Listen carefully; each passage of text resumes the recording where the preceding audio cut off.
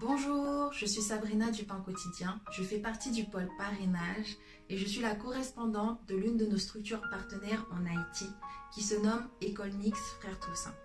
Dans cette école sont scolarisés 300 enfants et sur ces 300 enfants, le Pain Quotidien parraine 37 enfants. Nous faisons cette vidéo aujourd'hui, c'est pour vous informer et vous sensibiliser à la situation actuelle en Haïti.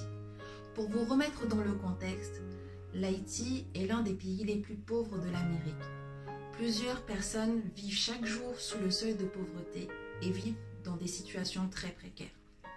Depuis le 7 février 2019, de nombreuses manifestations et violences ont éclaté dans tout le pays.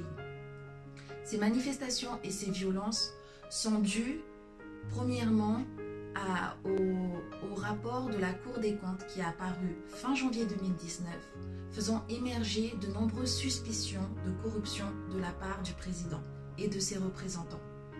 Notamment, les Haïtiens reprochent au président de ne pas avoir respecté les promesses qu'il avait faites avant la prise de son mandat il y a 2 ans.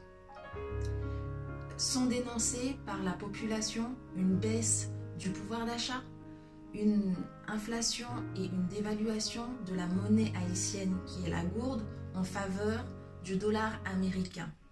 Il y a une augmentation du taux de chômage et l'accès aux soins et à la nourriture est très difficile pour de nombreux foyers.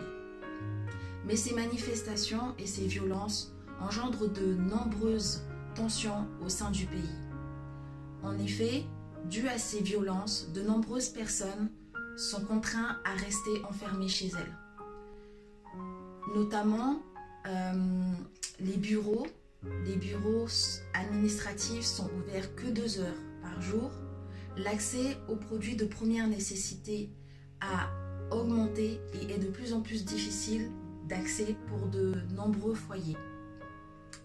Les écoles sont fermées, ce qui a pour conséquence de ne pas avoir eu de nouvelles de nos enfants entre le 7 février et le 16 février.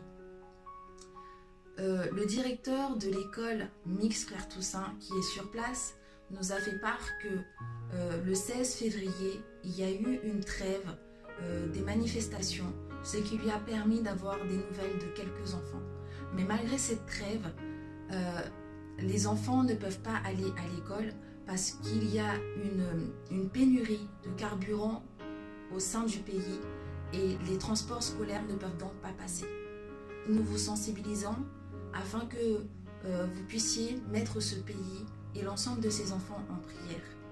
Merci encore pour votre soutien, merci pour vos prières et que Dieu vous bénisse.